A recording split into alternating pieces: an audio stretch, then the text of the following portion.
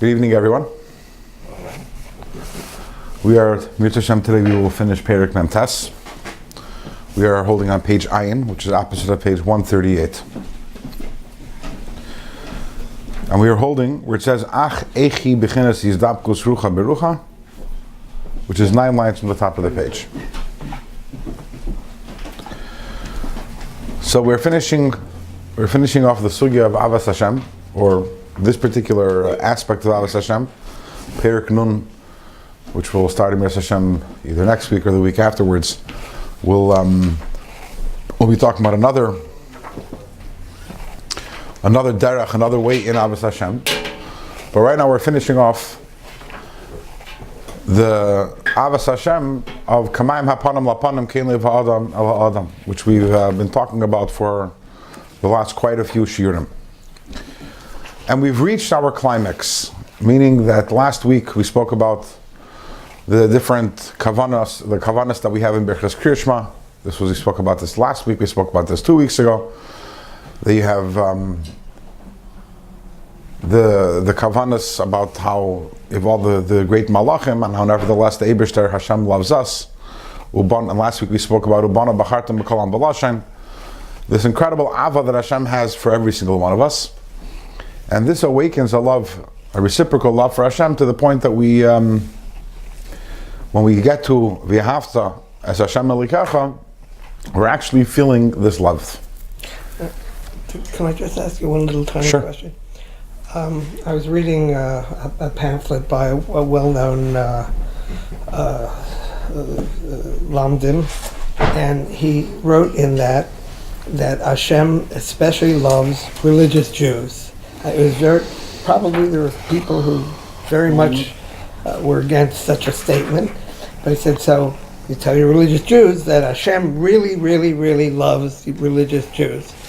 Seems to preclude maybe such warmth for non-religious Jews, and yet they're Yidden, and yet they were born with a nefesh Elokis. Any comments on that? So I saw the same thing that you saw. Okay. Chabad? It's not from Chabad. Obviously. Oh, no. And you bring it up though. It's not. And there is truth to the statement. But when you say there's truth to the statement, that necessarily implies that's not the entire story, it's not the whole truth. Which is, on the essential level, Hashem loves every single Yid. Ubanu b'chartam b'kolam b'lashem is talking about the guf, and the guf of one Yid is the same as the guf of another. And banim atam l'Hashem elokechem, and ben kach ben kach atam banim, and regardless of what Hashem, the love that Hashem has for every Yid is incredible. Go ask a parent, does he love one kid more than another? If one kid's a little better, one kid's a little worse. The essential love of a parent is to every single one of his or her children. And banim atam l'Hashem elokechem, we are all Hashem's children. However, at the same time, Hashem loves very much Torah and mitzvahs. Hashem loves Torah and mitzvahs, and more specifically, Hashem loves when we do Torah and mitzvahs for many, many different reasons. First of all, that's the reason why we're put down here in this world. It's also for our benefit to do Torah and mitzvahs. So on a certain level also, definitely there is something that Hashem has for someone who's doing Torah and mitzvahs, which is not someone who doesn't do Torah and mitzvahs. But that's not the ava atzmis, that's not the essential love. Like if you have a parent who has a child, and the child is doing very well, the parent gets nachas from the child. Can you say that a parent gets more nachas from one child than the other child? Yeah, that's a fair statement. If one kid is a Rosh Yeshiva, and the other kid is a doctor, and they're both very accomplished and doing a lot of good stuff, and the third kid is a homeless, a drug addict, so I think it's fair to say that the parent will get more nachas from children number 1 and 2 than number 3. It's not fair to say that the parent will love child number 1 and 2 more than number 3. So, on the one hand, to go and to say, well, Hashem loves us all, so it doesn't make a difference. Do I do Torah mitzvahs? I do not do Torah mitzvahs. That's also a statement which we can't say. That's why there's truth to the statement, but it has to be understood in a little bit broader context. Okay. But we've arrived at the pinnacle. We've arrived at V'yahavta Eis Hashem Elikecha, at which point during davening, ideally, a Yid is supposed to be standing with such an incredible love for Hashem, based on all the different meditations that we've had up until this point, and the contemplating Hashem's incredible love for us, which that's really the teichen of davening, as we'll discuss more later on today. So when you reach V'ahavta Hashem Elokecha, your heart is bursting with love for Hashem. Now what do you do with that love? You ever felt such a deep love for someone that you like, so what do I do now? I can't just continue my life as normal, my regular daily routine. What am I going to do with that love? Where do I channel it? How do I express it? What do I do? So we say, V'ahavta es Hashem Elokecha b'chol levavcha, b'chol nafshecha, b'chol maidecha. We're at a place where our love for Hashem surpasses everything. And now what do we do with that avos Hashem? So the next words in Kriya Shema is, V'hoyu advarim ha'ela asher anochi mitzavcha yom al levavecha, v'shinantam levanecha v'dibarta bam. And it's not just a random placement. First we talk about avos Hashem and then limud Torah, but actually the psukim of the psukim v'hoyu advarim ha'ela, etc., is a response to that question. That after I've arrived at a place of V'ahavta es Hashem Elokecha, what do I do with it? And what's the answer going to be? Go learn Torah. V'hoyu advarim ha'ela. These words, Asher anochi mitzavcha hayom, which I'm commanding you, should be al levavecha, should be on your heart. V'shinantam levanecha, teach them to your children. V'dibarta bam, speak about them always. And that's the response to the question, what to do with the avam. Let's do this inside. Again, page ayin, opposite of page 138. 9 lines from the top. Ach. Ach, however, echi. So there's a desire, again, when you reach V'ahavta es Hashem Elokecha, you have this incredible desire to connect with Hashem. Ach echi bechinas izdapkos rucha berucha. How do you go about this? How do you go about creating this izdapkos rucha berucha, which means the connection of spirit to a spirit, our spirit with Hashem's spirit? Zeh amar. The answer to that comes in the next psukim. This is what it says: that these words of Torah should be al levavecha v'dibarta bam chulu, and you should speak them. And it says, so here we have two things. You have which means that these words that I'm commanding you, the words of Torah, should be on your heart. And then v'dibarta bam means that you should articulate the words of Torah. These are two things. Number one is yediyas Torah, the knowledge of Torah, to have Torah in your mind and in your heart. That's v'hoyu advarim ha'ela asher anochi mitzavcha yom al levavecha. And then v'shinantam levanecha v'dibarta bam is the mitzvah of articulating the words of Torah verbally with the mouth when learning Torah. And as Alter Rebbe will say from the Eitz Chaim, that these are two different things, as we mentioned also in previous prakim. That just like in a relationship, there's izdapkus rucha berucha. Izdapkus rucha berucha means the connection of spirits, and that's the essence of every relationship.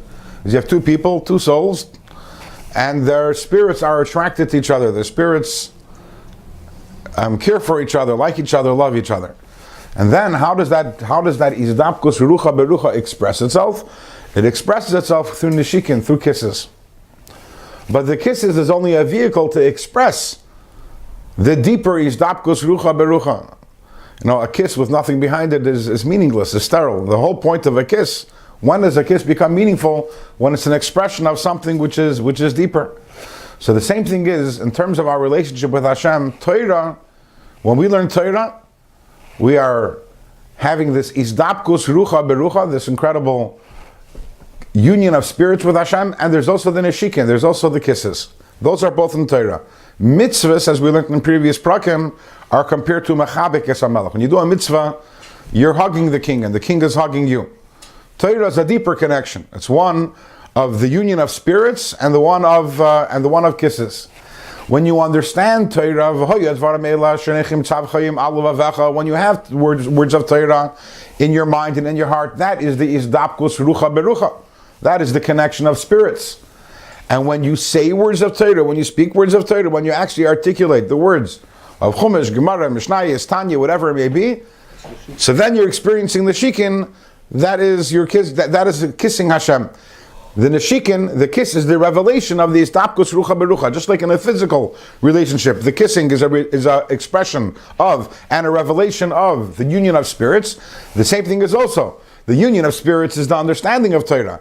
And the speaking of the words of Torah is the revelation of that, is the nishikin, it's the kisses, because it's the revelation of the connection that we have through studying Torah. So immediately,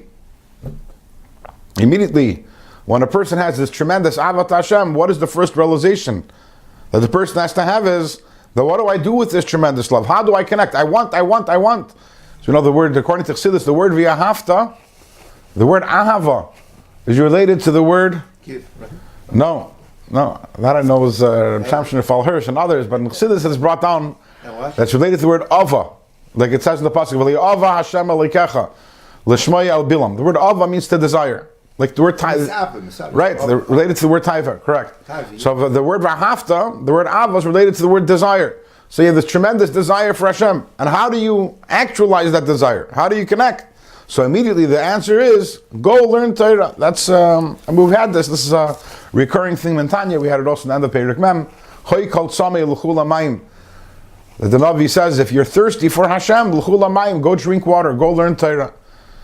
You know, there are people who want to have, they're looking for depth, and they're looking for meaning, and they're looking for a connection to Hashem and to spirituality, and they realize how empty their life is. And the Navi is screaming at these people, you're thirsty for Hashem. L'chul hamayim. The way to quench this thirst is by learning Torah, because that's how you have this connection to Hashem. But you have a lot of people learning Torah and don't have no connection. That's true. That's true. They learn it like you're going to a law school. That's correct. Yeah. Like you said before, you give a kiss, but you don't have any meaning to it. Right. Yeah, but that's what the bottom bomb is the kiss. Now these guys are learning, But you could and they kiss. still don't have no connection You to could a kiss. Baruch. You could. How do you explain that? I'm saying you could kiss and don't have no love, no have. Yeah, but he says the kissing is the articulation of the Torah. But what he's saying is it possible theoretically to give a kiss and there is no love? Absolutely. That's what he's saying. Yeah. We hear How do you develop it then? He's learning and this and that. He should automatically have the that. emes is You have to develop no. it somehow. He doesn't say that when you learn Torah you come to love Hashem. He doesn't say that. Yes, but it's you have to. He says that when you contemplate. learn Torah, that's you're having the deepest connection with Hashem, and therefore, if you come to love Hashem, you should go run and learn Torah. Someone who learns Torah and learns it like a law book, it's a rachmanas on him and it's a rachmanas on his neshama, but the connection to Hashem is there. At the end of the day, this person has within them, they have the Torah, which Torah is the Torah of Hashem. Now, certain cases, in very, very rare cases, if a person is mamish learning for terrible intentions, so then we say, L'Rasha Amar Hashem Malacha L'Saper Chukay. The Hashem says, I prefer you not study my Torah. But in general, there's the idea of, L'Elam Yilmei Adam Torah Shalei L'Shma, Shemetech L'Shalei L'Shma Bal L'Shma. And at the end of the day, there's that relationship happening. Elamah, it's completely in Galus, it's in Helen Behester. This is something we learned about in previous prakim, at the end of Perek Lamates and Perek Mem. And that's why you need to have the L'Shma. Remember we spoke about a few prakim.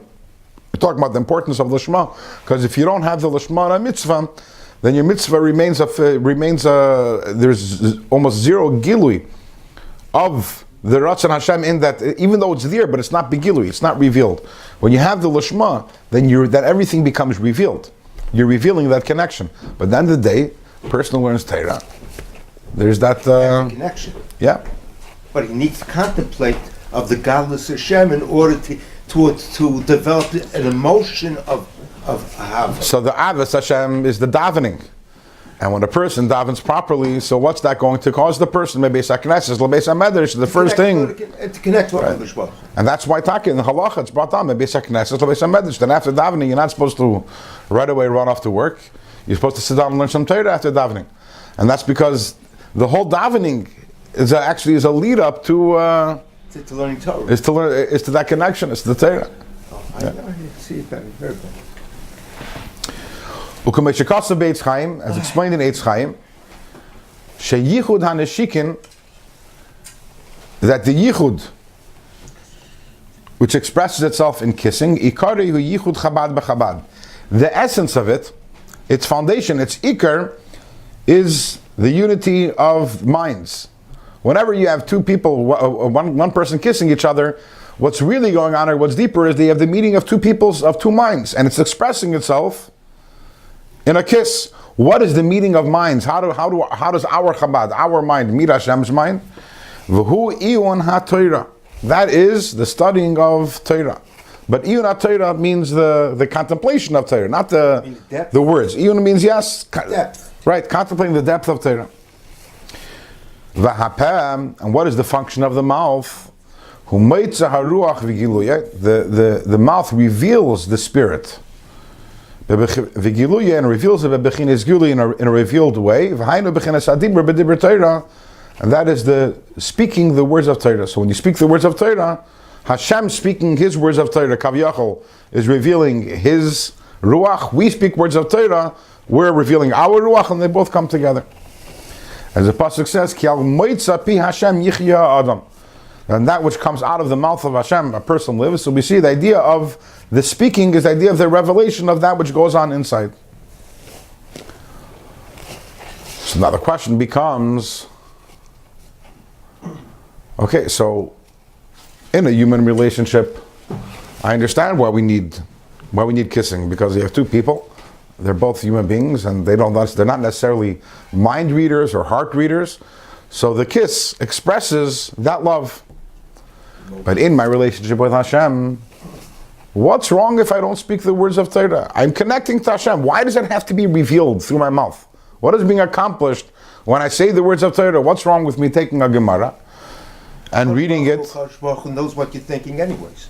Yeah, and if it's about the connection, who am I revealing it to? What's the point of revealing it? Nishikin is the revelation of it, but what's the point of this revelation? What for? Within me I have that connection. We have this, it's from a Yidden. Sorry? Doing mitzvahs brings one into a closer relationship with Hashem. We're not talking about doing mitzvahs. Right now we're talking about the importance of articulating the words of Torah.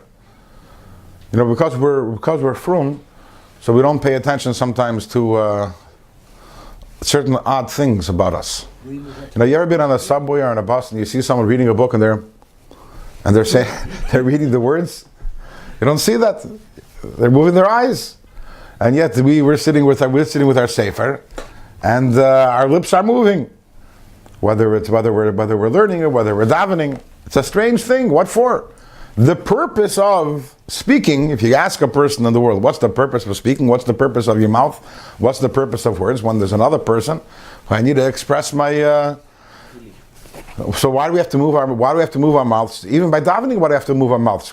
Yeah, we're talking to Hashem, but Hashem can read my heart. But especially when I'm learning Torah, what's the purpose of moving your mouth when you're learning Torah? Why?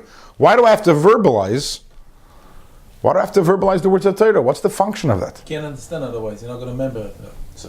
Go tell that to the person who's studying, geometry or law. They manage to go through many books, many texts, and they don't say it, and they manage to pass their exams. They pass the test and finish. He doesn't remember that anymore. So you're saying that it's a segula for memory. Okay. By the way, there could be multiple correct answers to one question. Alter Rebbe is going to give a deeper answer though.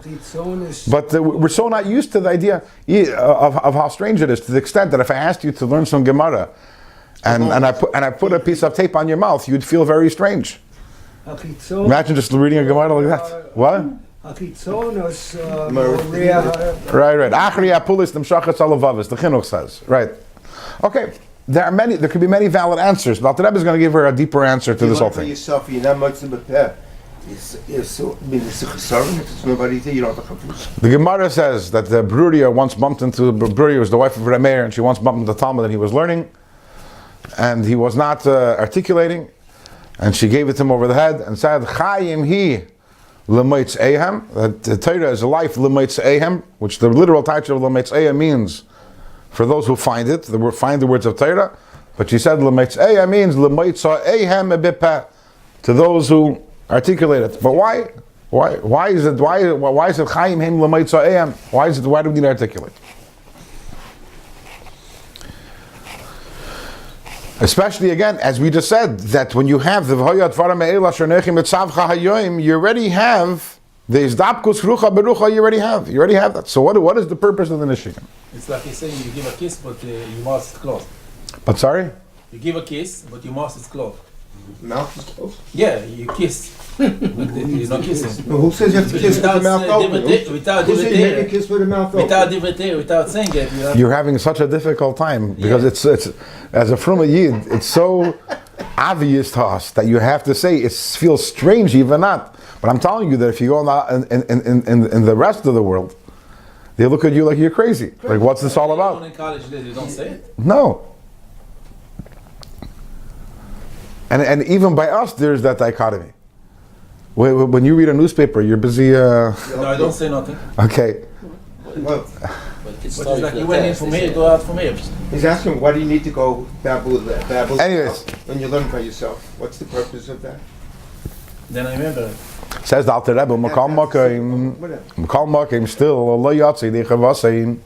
you're not yet to the mitzvah of learning Torah Behir V'i'un Levadei, through thinking about it and pondering the words of Torah, ad sheyetze b'svasav, to be yetze the mitzvah of Talmud Torah, you have to articulate it. This is negayat halacha also. Before we learn Torah, we have to make a berachas HaTorah. But before you think words of Torah, you don't have to make a berachas HaTorah. You're allowed to think words of Torah before berachas HaTorah, because the mitzvah entails verbalizing the words. Why is it so important to verbalize the words? Even though, as I mentioned earlier again, Izdapkus rucha berucha happens through the understanding, and we're not going to move away from that. That will always remain correct, which is that the Izdapkus rucha berucha is not through the words. The Izdapkus rucha berucha is through the understanding. So why do you have to say it? The purpose is because you want to bring the Eir Ein Sof, which is in the Torah, you want to bring it all the way down. Ad nefesh achiyunis, all the way down to the nefesh achiyunis, the animal soul, the nefesh bahamis, hashechenes bedama adam, which is in the blood of the person. Hamesavim edoimim tzemei chai. And where does the blood of the person come from? From the various things that you eat, the things that are inanimate, the water that you eat, the minerals that you eat, tzemeach, the plant life that we eat, and the chai, the animals that we eat. Kedei lahalis kulam lahashem. In order to elevate them all, actually, let's stop before kedei lahalis. So what is the reason why? What is the reason why you have to articulate it? Because when you articulate it, you're involving your nefesh habahamis. Because the nefesh that actually operates the physical function is not the nefesh elokis. It's the nefesh habahamis. When the nefesh elokis, when the nefesh elokis wants to do a mitzvah or wants to learn Torah, it has to work through. It has to work through the system. It's like you have today. You have the big wireless companies, like Sprint and AT&T and Verizon, maybe T-Mobile. Or you have the big wireless companies. Then you have a million smaller ones. You walk down the street in Borough Park or Flatbush, and you have this company, $19 a month, $25 a month, right? For free, unlimited, this, all that. Those little companies. Now you're wondering, how does this little company, which is owned by Little Yidel on 46th Street, how did they manage to put up wires and cell towers all across the United States? And they're offering you the cell service when you go to Montana. How did he manage that? And the answer is because he's using one of the networks. All these little networks use one of the big networks. They use the wires and the cell towers of these big networks. Why do the big networks allow them? That's another story. It's the FCC rules, different government regulations. But the same thing is, the nefesh elokis can't do anything on its own. It has to use the wiring and the cell towers. It has to use the functions of the nefesh habahamis. So every time a person does a mitzvah, the nefesh habahamis, the kedusha of the mitzvah, is permeating also the nefesh habahamis. And as the Alter Rebbe says, not only is it permeating the nefesh habahamis, but where does the nefesh habahamis come from? The nefesh habahamis the nefesh habahamis gains its subsistence from all the worldly things around it, the clothing that it wears, and the watch that it has, the tables, the chairs, and the food and everything. So that when a person does a mitzvah, all of the support, we spoke about this when we learned Perek Lamed Ches and Tanya, the entire support, Elevated. The whole support system becomes elevated also. But the support system does not become elevated by the nefesh elokis. That's an important thing we spoke about back then. When you do a mitzvah, so the actual physical object that you use for the mitzvah becomes elevated. So for example, the leather of the tefillin becomes elevated. The matzah that you eat becomes elevated. The all the esrog or that you use, the money that you give to tzedakah, all these things become actually elevated. But what about all the 99.9% of objects in this world that never were and never will be used for a mitzvah? How are they elevated? Hashem wants a dir b'tachtonim, and Hashem wants that every element of the tachtonim should be part of this dira. And if He's going to wait that every single object in this world is used for a mitzvah, and if that's what Mashiach is waiting for, it's not happening. We spoke about this. So how do we elevate the entire world? The answer is that every Yid has a support cast. There's a part of the world which you are Maila to Kedusha. The world is divided into 600,000 times 600,000. We spoke about this at length. The factory in China that produces the buttons for your suit. So when you wear your suit and you use it to help you to and then you put it on and able to daven and to be able to respect Hashem, so then you're elevating that factory in China.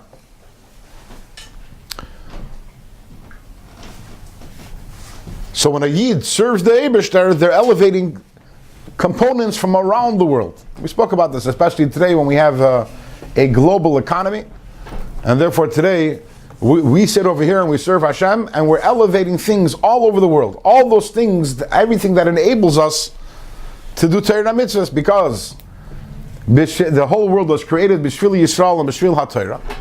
There is no element of the world that's not there to support a Yid.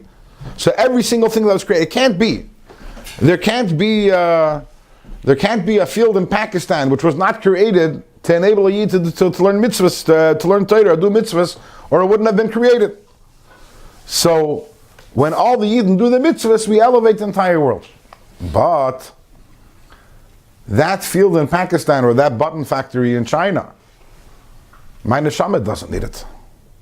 My neshama doesn't need buttons, and my neshama doesn't need soy. My neshama doesn't need anything. So who needs the buttons and who needs the soy from the factory, from the plant? Hashem Hamas, right? So the nefesh alikis on its own is not mile of the world. When the nefesh alikis elevates the nefesh abahamis, then it drags with it, thank you very much, it drags with it the whole support system behind it and makes it into a dir b'tachtonim. So we asked the question, why is it important to move your lips when you're learning Torah?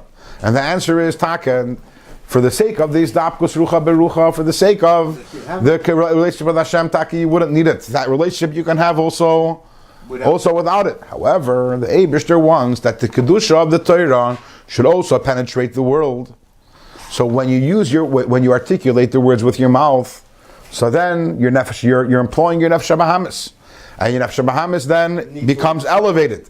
And together, when the nefesh habahamis is elevated, that's elevating also all the Deim Tzemei, which is the support cast of the nefesh habahamis. So that's the reason why you have to speak the words of Torah, not because the Torah needs it, and not because your relationship with Hashem needs it. You're fine without it. But the Ratzon Elyon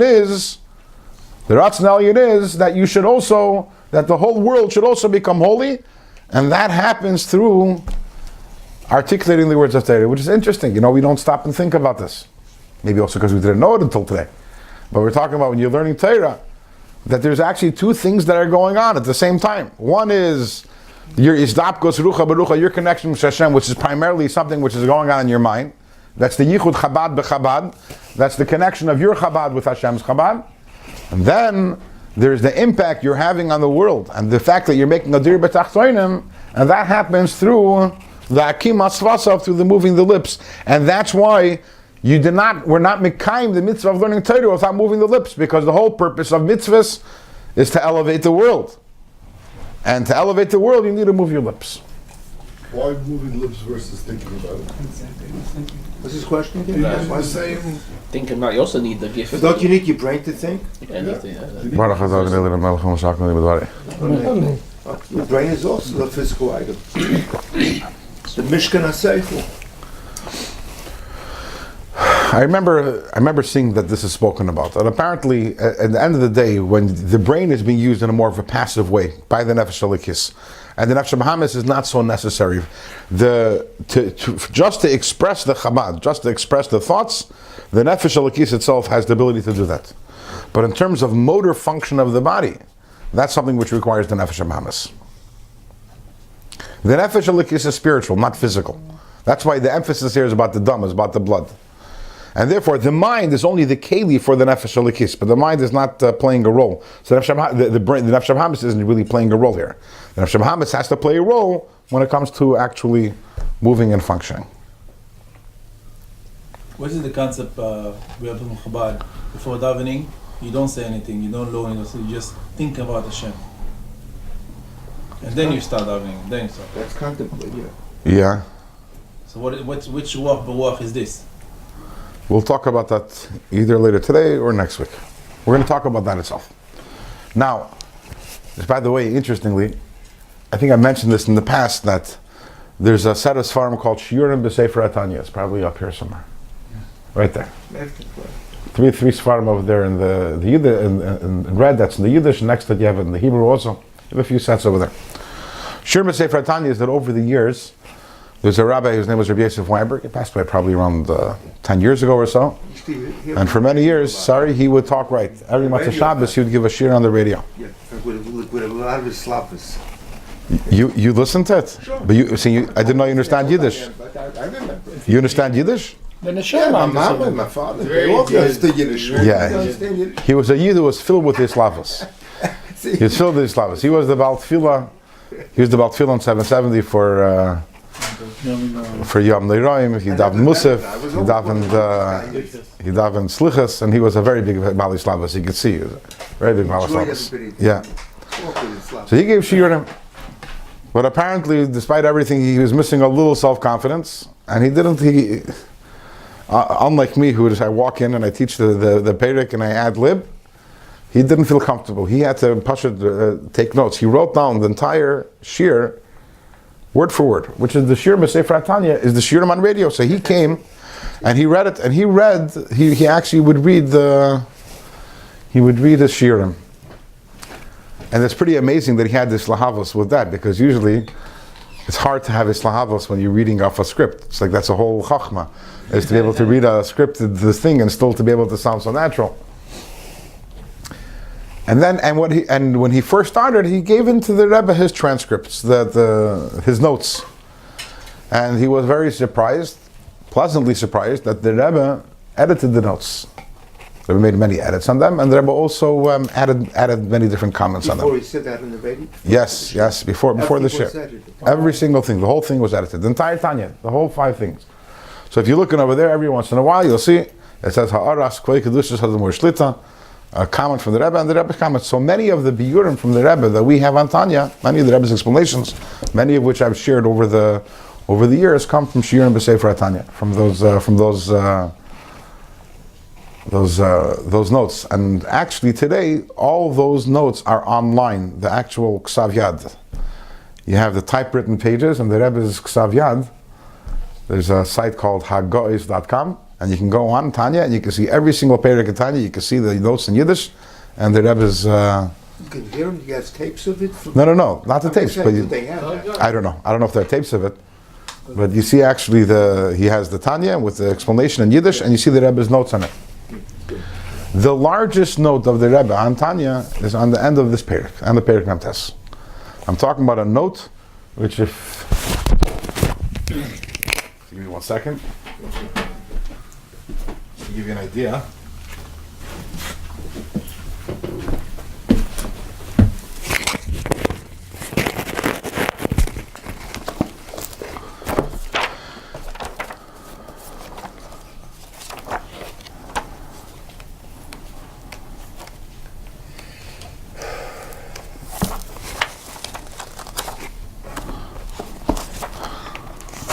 So this is the note from the Rebbe. This is what the Rebbe wrote from here until over here. Wow. Now that doesn't sound so long, but you have to realize, if you know the Rebbe's style of writing, when the Rebbe writes, the one thing that people noted about the Rebbe is that although the Rebbe spoke at length and explained things very elaborately, but when the Rebbe wrote, Yes. It was very bekitzer, very cryptic. Everything that we wrote was mamish bekitzer. Just to give you an idea of how hard it was to figure out what was going on. You see, these are the fine print, the small letters. They were trying to explain here what the Rebbe is saying. So it starts over here in these small letters. This whole page. And this whole page, and these tiny letters. Just explaining, trying to explain Who wrote that? this whole page and this whole page. Rabbi Weinberg. In other words, wrote that? after they got the note, I can imagine they sat for a week and broke their heads and tried to figure out what the Rebbe was saying. Because again, it's written very, very. I read the note very hard. In other words, and they wrote up the whole explanation of what the Rebbe was trying to say in that note. Because at the end of the page over here, there's a lot of the Rebbe throws many ideas, and so basically, I'm explaining to you more or less the way the Rebbe explained it. But there's a lot. I'm just want to say there's really a lot going on here behind the scenes in these last lines and what's going on over here. And the Rebbe has a whole mahalach on how he explains it. So, what we have, let's recap over here and let's see where we're going further. And the Rebbe again cuts it up piece by piece and explains every single 2 lines, every single line over here, what the Rebbe is trying to add on what we said earlier. So what we have so far is there's the stapkus rucha berucha, which happens through the vahayu advara me'ela shenechem etzavcha yom al vavecha. And then there's another thing, which is that I need to elevate the world. I need to bring kedusha to the entire world. So the purpose of the vidibarta bam is to bring kedusha to the entire world. So fragt sich the shayla. So now we have the question. Okay, I understand why it's important for me to articulate the words of Torah, but why is it stated in the Shema? The Shema is about v'ahavta es Hashem alikecha. And then the question becomes, I love Hashem. What am I supposed to do about it? How do I connect to Hashem? The answer to that is through learning Torah, and that has nothing to do with articulation. That has to do with true, I need to articulate, but that's for a reason, which is unconnected to the v'ahavta. It doesn't belong here. In another place in Torah, in another parsha, it should have said, you remember I told you that you have to understand the words of Torah, then here's another idea, which is also you have to articulate it. Because seemingly it's out of theme over here, because the theme over here is one of Ava. And for the purposes of Ava, you don't need it. To put it in different words, the Rebbe says, and using words that appear in Chassidus very often, there's something called Hala, and there's something called Hamshacha. These are in the Chassidic dictionary. You have the Mamarim all over the place. Hala means lifting up. Elevate. To elevate. And then there's Hamshacha. Hamshacha means bringing down godliness over here into the world. Ahava is Hala. Ahava is like a fire. Ahava is me striving to reach for Hashem. And how is that Hala accomplished? By me understanding Torah. The Alav Avecha. By me understanding Torah, I am being drawn closer to Hashem. Then there's another idea. There's Hamshacha, which is through articulating the words. The Vidibarta Bam is what brings Hashem down into all the world, not only into me, but also into the entire world. So it seems to be over here we have a confusion over here of Hala and Hamshacha. The topic over here is Ava, so we should stick to Hala. Continues the Alter Rebbe. We're holding by the words Kidei Lahalois. 9 lines from the bottom of the Perek. First word in the line is Medoimim. Yeah. Says the Alter Rebbe, what is the ultimate purpose of bringing Kedusha into the entire world? Kidei Lahalis Kulon Lahashem. Is to elevate the entire world. The Doimim, the Shemeach, and the Chai, to elevate it all to Hashem. Im Kol Ha'olam Kula, together with the entire world. Will the Kalalan be Yechudei V'Eire Yizbarach, and to subsume them in the Hashem's unity and Hashem's light. Asher Yoir La'aretz V'Ladarim, which will illuminate to this world, V'Ladarim, and to its inhabitants, V'Bechines Gilui, in a revealed way. V'Nigla Kved Hashem, and Hashem's covet will be revealed. V'Ro Kol Basar V'Chulu, and all flesh will see Hashem, which that will be when Mashiach comes. So the Alter Rebbe is saying over here, this way the Rebbe understands the Perek. The Alter Rebbe is saying it's all part of the Halah. If you have a love for Hashem and you want to subsume yourself to Hashem, part of that also is you're going to want to bring everything along with you. That it's not only that you yourself want to have a connection to Hashem, you're also going to want to gather everything in the entire world and be miled together with you, And that can only be done through the V'dibarta Bam, through articulating. So that's why we continue V'dibarta Bam. Elevate yourself to Hashem, but don't stop over there. Your love for Hashem should be large enough and big enough that you also want to elevate everything else also to Hashem. Then continues Alter Rebbe and says that this also is going to be a direct result of the Hisbeinenus. The V'dibarta Bam is also a direct result of the Hisbeinenus in the two Birches Kriyashma that preceded the Kriyashma. We're still on the topic of V'dibarta Bam.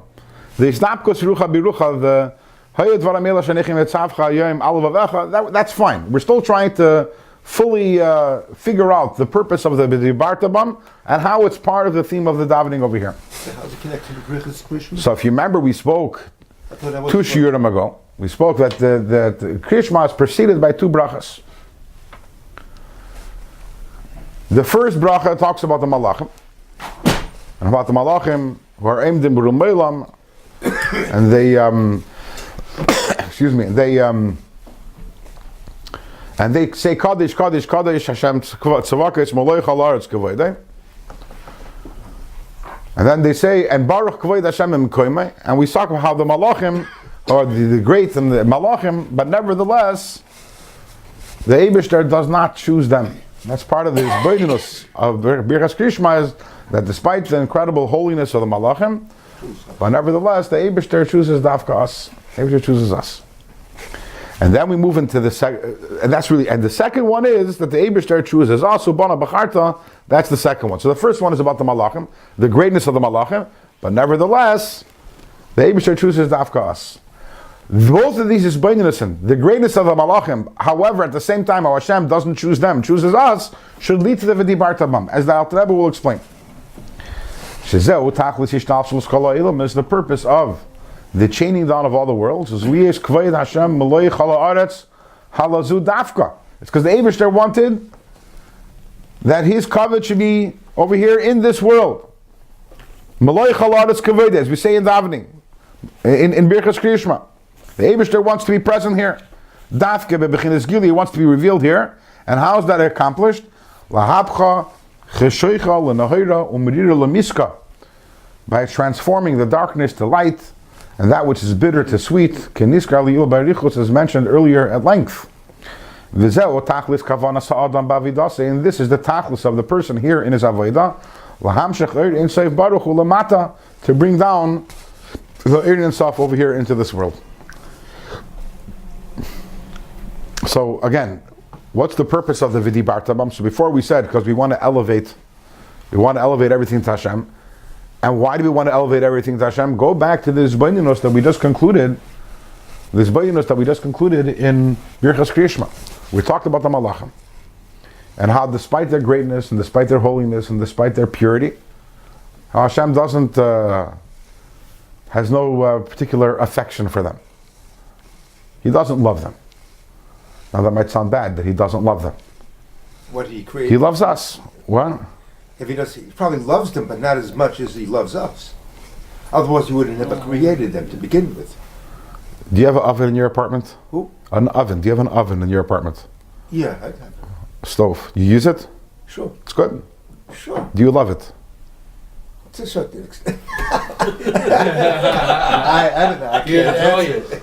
I don't love it. I have no emotions to it, but I like it. There we go. In other words, when you say that Hashem doesn't love the Malachim, so Hashem is mean to them. No, He's not mean to them. You're probably not mean to your stove either, right? No. But your stove, it's not a Baal Bechira. It doesn't choose to do a good job. Hopefully it has good craftsmanship. It does its job. And you take care of it. And if it breaks down, you'll be sad because you'll have to buy a new one. Not because you have any particular feelings for it. But who do you love? A person loves their children. You love you. In other words, you love yourself. You love your friends, right? No, I lose money. I'm getting Hashem loves us. To say Hashem loves the Malachim, what? I says I would lose money if I have to pay more money out of my pocket. Right. Okay. That's Hashem loves us. We're His children, and then He has, today most people, they spend more time with their phones than they do with their children. But who do they love more? Do you love your phone? No. So because it's not I mean, you value it, you treasure it maybe, but you don't. The word love is misplaced over there. The Eibishter doesn't love the Malachim, he loves us. Why? Because we have free choice. And it is Nafka, we who have the ability to be Mahapech HaSheichel and Hayra, to transform darkness into light. And we're talking about the darkness within. Malachim don't have any darkness. There is no darkness in the worlds that they inhabit. And therefore, Ubanu Bacharta Makalam Balashan, the Eibishter shows us, because we are the tachlis of everything. At the end of the day, tachlis kavana sa'adam is everything. We are the tachlis. Why? Because we are the ones who live here in a world where there's darkness, taka, and with the Yitzhahara, and with the Nefesh Habahamis.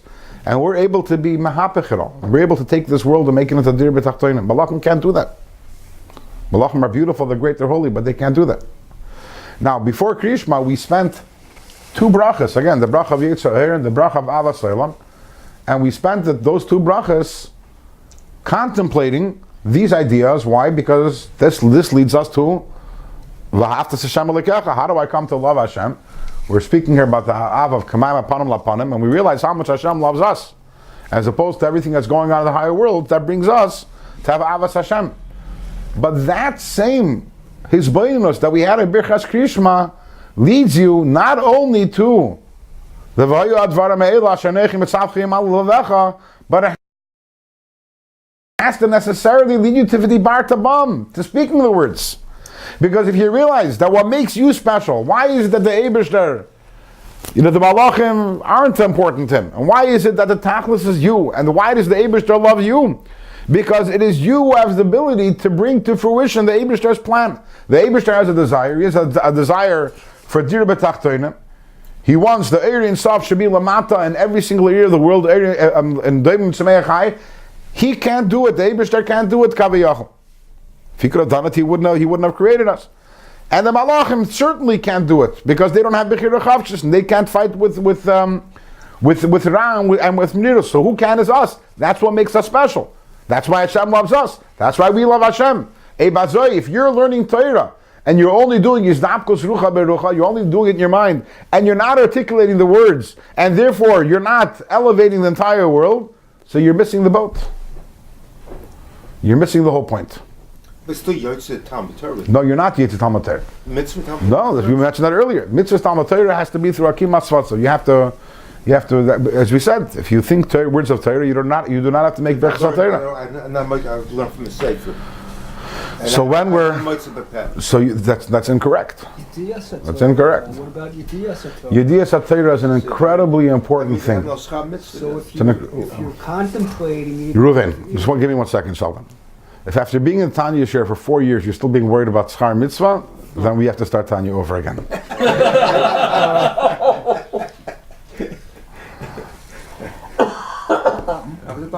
We have to move past that. We want the Eibishter.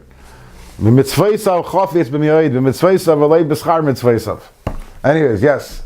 So Yediyas HaTorah, if you're contemplating it, even if you're not articulating it, you're being Yotzei that Yediyas HaTorah. No, there is no mitzvah of Yediyas HaTorah. There's no such mitzvah. Where is there such a mitzvah? It says Talmud Torah is a mitzvah. Yeah. Now, Yediyas HaTorah is an incredibly important thing. And if you look earlier in Perich of Gimel and Tanya, the Alter Rebbe talks over there. He distinguishes between the mitzvah of Limud HaTorah and the mitzvah and the idea of Yediyas HaTorah. In Perich of Gimel. It's not considered part of Limud HaTorah. I mean, Give me 1 second.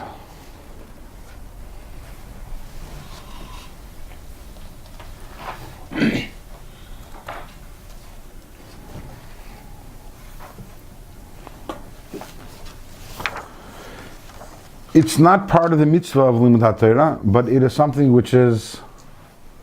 it's a result. It is something which is very, very important. And again, the Isdapkos Rucha Berucha happens through the Yediyas HaTorah, the Iyun HaTorah. But the point of a mitzvah, the Eibishter gave us mitzvahs. Every mitzvah is to elevate the world. Elevate the Nefesh Habahamis and the world. And the mitzvah Yediyas HaTorah, despite the fact, okay, it's Perikei. I'm sorry. If you look in page 18, Perikei. see it says V'zay Smiley Yisera in the middle of the page? Page 18.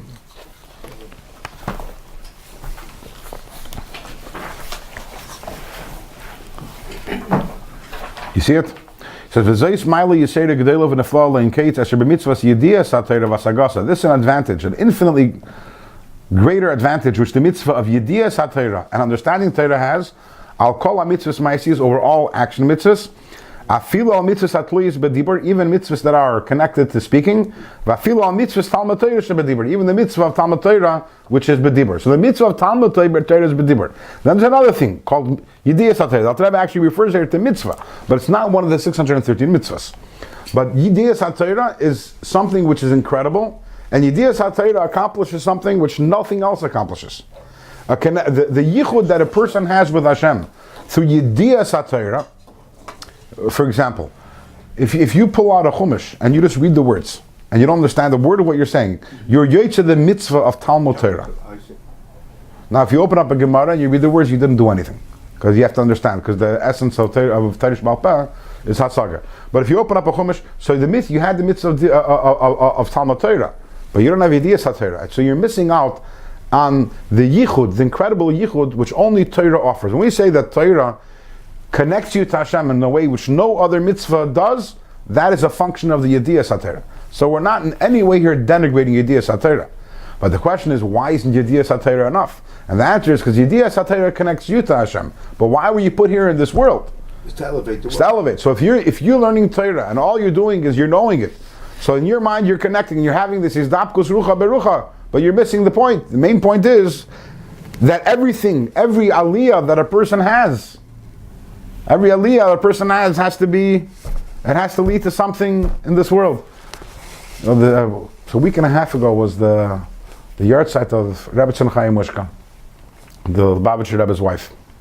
She passed away on Chav Beis Shvat, and on her first yard site was Chav Beis Shvat Tavshin Mem Tes, in 1989, her first yard site. So the Rebbe, the Rebbe discussed the halacha in Rambam. You know, the Rebbe established the saying of Rambam, the learning of Rambam, and saying. Right. Correct. No, I'm saying it's based on what we're learning over here. Deeper. Also depends what people. So the Rambam of that day, Halacha and Hilchos Shabbos, where it says that Hamavir, that someone who burns something on Shabbos, so he's chayev v'hu sheyeh tzarech le'efer. That is only if you needed the ashes. So the Rambam says that the chiyuv min haTorah of burning is if you needed the ashes for something, like for coal or something. Sorry? It was strictly destructive. Right, if it was strictly destructive. And the Rebbe spoke about the idea of a histalkus, which is hamavir sebeira. Sometimes there's a fire and the shama goes up, b'lahav hashemayma, goes up to heaven in a fire, in a spiritual fire. But the only way that that's constructive is if there's some sort of physical, something physical that comes from it. It says that all the aliyahs that the neshama has in Gan Eden, but the neshama wants to know, did I inspire someone here in this world who remains behind to do a mitzvah, to learn some Torah, to do something? As great as the aliyah that a neshama might have, it knows that the tachlis is down here, and therefore it wants to know, is there any afer? Did I leave any ashes behind? When I went up in a fire, did I inspire anyone? Did I inspire anyone to do something extra? And the neshama eagerly awaits tchias hamesim, and in that sikha the Rebbe says something, an incredible vart. The Rebbe says that the neshama is also in galus until tchias hamesim, and perhaps in a bigger galus than we are down here. Can you imagine that? That the neshama in Gan Eden is in a bigger galus than we are. Why? Because here, at least, we can do mitzvahs. We can do mitzvahs. The neshamas are waiting for Mashiach and Tchias HaMesim, and the fact that they're waiting for it more than we are is not a chiddush because they're spiritual. But the etzem, their galus is a greater galus than our galus, because at least we are able to do mitzvahs. So you can learn Torah, and you can have the mitzvah Yediyas HaTorah, and you can have this incredible connection with Hashem. But the question is, if you don't articulate it, you're missing the point, which is that the Eibusher put you down here. But the point that Rebbe is saying is that this is all a byproduct of the Isbaininus before Shema. That because before Shema we spoke about the Malachim and their relative insignificance relative to Klal Yisrael, and how the Eibishter Dafka loves us. Why? Because we're the ones who did it b'tachtoinim. Therefore, when we come to Krishma and we say, and I have to love Hashem, and I have to learn Torah, and also v'dibartabam, I must articulate the words because that's what makes me special. So it directly follows everything that we learned, everything that is Beinyanus, which was before Krishma.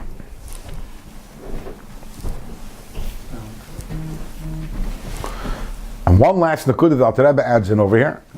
Rak shetzarech chila halas man. But before I learn Torah and I'm bringing down the Eir and Sof in this world, I have to have halas man. Limser le'nafshe mo'edi kenal. So these are words that we bumped into earlier in Tanya, and we bumped into them Perik.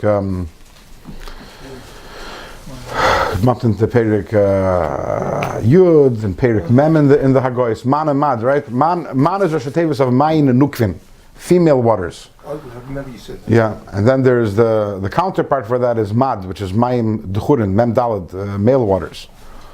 And in Kabbalah it talks about this idea of that there's female waters, which are our waters, and then there's the male waters.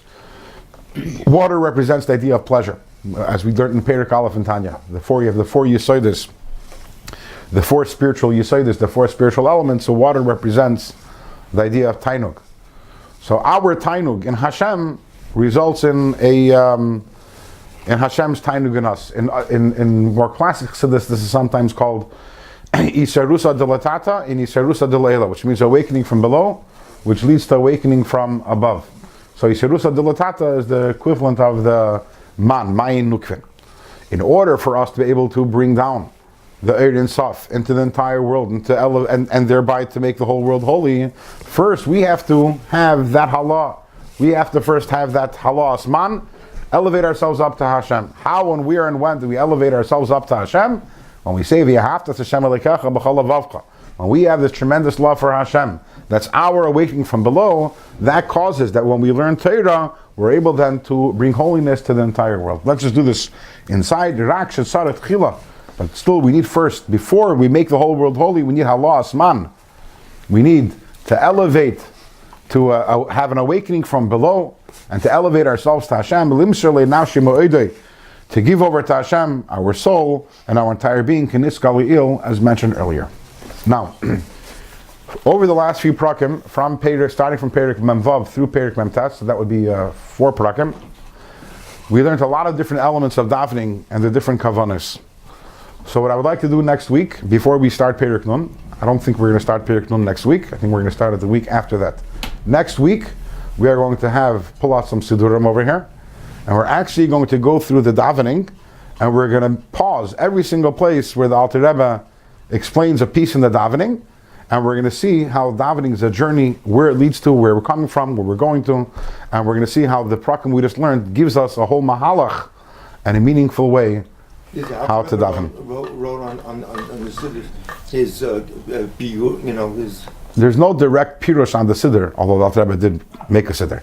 But in the last 4 prakim, we've discussed many different elements of the Birchas Krishma and Krishma. We're going to put them in order, and we're actually going to go through them and see how the whole thing, the whole Birchas Krishma and Krishma, is a journey where it's come, where it's going to, and all of that.